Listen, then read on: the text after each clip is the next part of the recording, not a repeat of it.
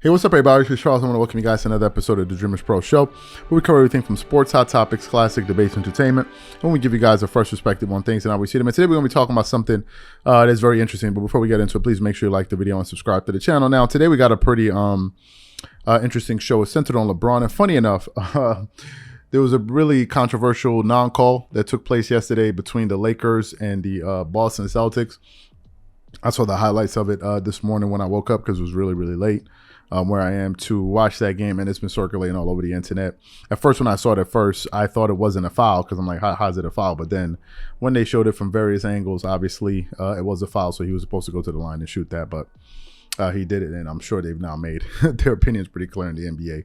It's come out and released a statement about it via Dave McMenamin of ESPN. Anyway. But speaking of LeBron, as y'all know, just yesterday there was that big call, obviously, as I said. But just yesterday, I was just kind of combing through the internet, and a video was recommended to me on YouTube, and it was from the channel I Am Athlete. Huge platform there, and they've interviewed a lot of popular stars. I think now their YouTube channel is at 948,000 subscribers. So they're well on their way to 1 million subscribers. So in the title of the video, it said, Steven Jackson, LeBron is not in my top 5, right? So before clicking on it, I thought he was talking about, I thought it had to do with his top 5 all time. So that's what I clicked to see because I'm like, this is going to be interesting. Let me see what they were going to say. But and I'm sure the guys that put together the show knew this, right? And smart. You get people to click, and then once they get there, if it's good content, they're going to watch. So I clicked on the clip, and as a matter of fact, they were talking about LeBron.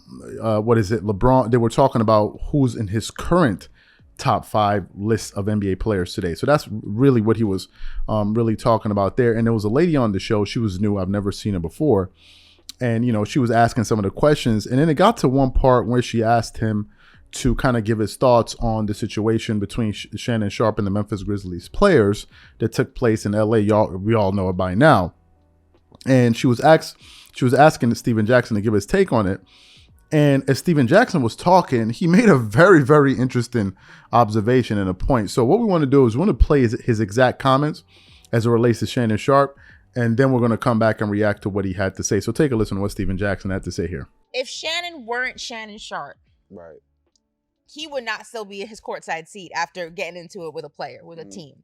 On the other side of that, some people say, listen, the Grizzlies have to pay their dues. You can't go around running saying we don't duck smoke, we run up the chimney and all this stuff, and you haven't really done anything. We're not afraid of anyone in the West. You haven't really done anything.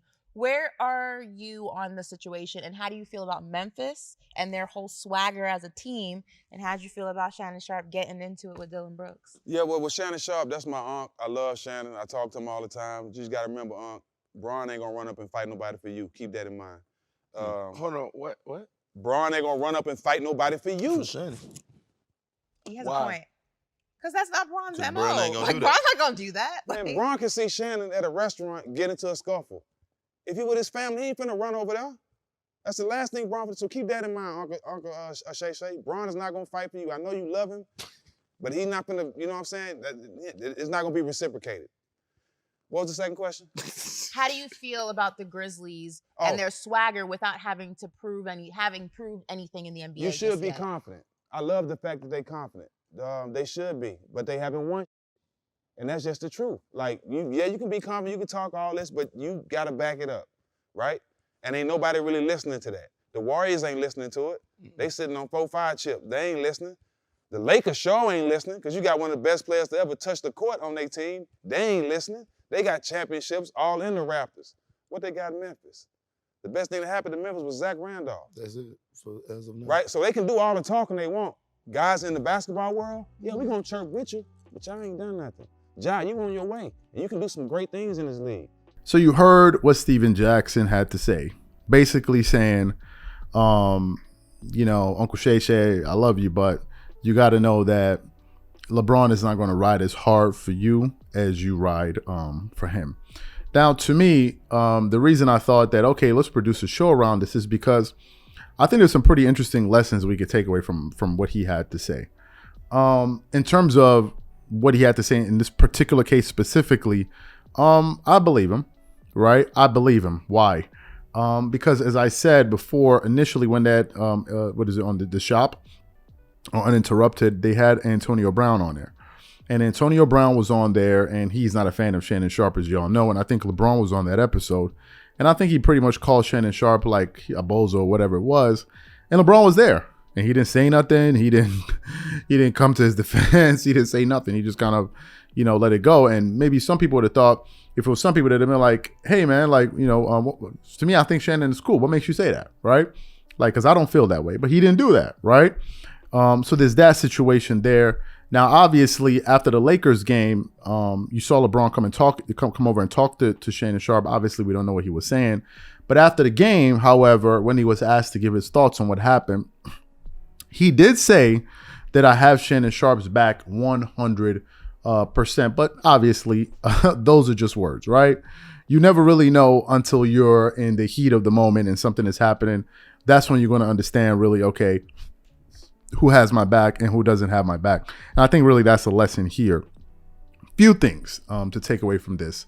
The first thing is you got to kind of understand your environment and the people around you, understand who is worth kind of defending and giving your all, because some people are just not worth it. You may be feeling like, oh, I got to go so hard for this person. I got to defend them. I got to do X, Y, and Z. But if the roles were reversed, that person wouldn't do that for you. So you have to understand, first of all, who are these people that are actually worth this and who are the people that are not worth this? The minute you're able to establish that filter, then you simply just filter them out. That's the first thing, because no one wants to be in a situation where you're giving all and it's not being reciprocated, right? That creates a lot of hurt feelings. It creates resentment and all of these different things. Now, from, in the case of what Steven Jackson was saying, he obviously knows Shannon Sharpe, and I'm sure he knows LeBron to some extent, or at least more than most of us watching this particular show here. So I'm sure that there was a reason that he said that. And of course, he gave the example. If he's in a restaurant and Shannon is having a little issue with some of his friends or someone, and LeBron is with his family, he's not going to get up and walk over to you. Some people are not. Right? Some people are not. They're just not going to do it. They're like, you're in your mind thinking, okay, I would do that. But that's just you. And the lesson is no two people are the same. It's nothing to get angry about. It's just something to identify. And in the case of what Steven Jackson was saying there, I think he was just kind of making Shannon aware of the fact that, listen, you're caping up this hard and you're supporting him this hard. He may not go as hard for you the way you're going as hard for him.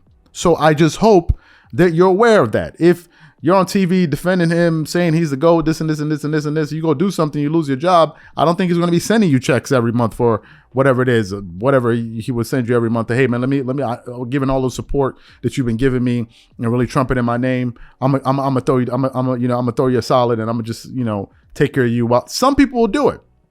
Some people is no big deal, and others won't, even if they're 100% capable of doing it. They won't do it. And it's nothing, again, to be upset about, because no two people are the same and you can't expect everyone to be exactly like you.